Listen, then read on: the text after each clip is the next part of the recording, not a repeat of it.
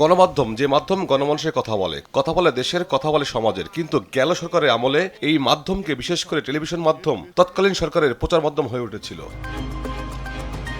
রবিবার সকালে সচিবালয়ে টেলিভিশনের সম্পাদকদের নিয়ে নতুন গঠিত হওয়া টেলিভিশন এডিটর্স কাউন্সিল গণমাধ্যমের সামগ্রিক অবস্থা নিয়ে তথ্যমন্ত্রীর মুখোমুখি হন। এ সময় তারা অভিযোগ করেন, এই মাধ্যমের স্বার্থ রক্ষায় কেউ কাজ করেনি, সেই সাথে এই পেশার নিরাপত্তার দাবিও ওঠে।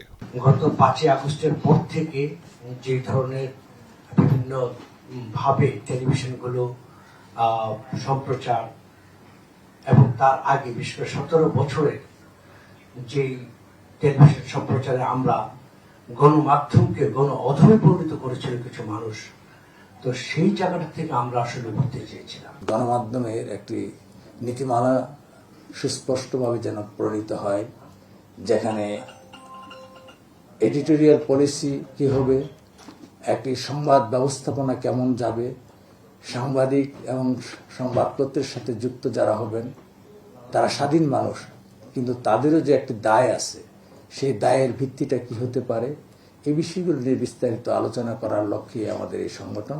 দেশের 24টি প্রথম সারির টিভি মাধ্যম এই যাত্রায় যুক্ত হলেও পর্যায়ক্রমে সবাই যুক্ত হবে।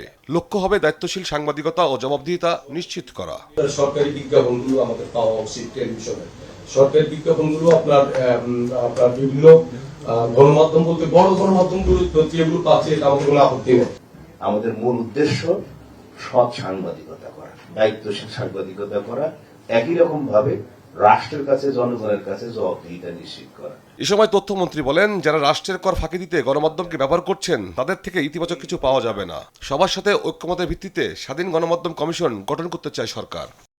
যে এখানে এতগুলি স্টেক হোল্ডার হওয়ার কারণে আমাদেরকে কমিশনের মধ্যে ঢোকা ছাড়া কোনো উপায় নাই। 1, 2 হলো সেই কমিশন হতে হবে অবশ্যই সকল অংশীদারদের কাছে গ্রহণযোগ্য।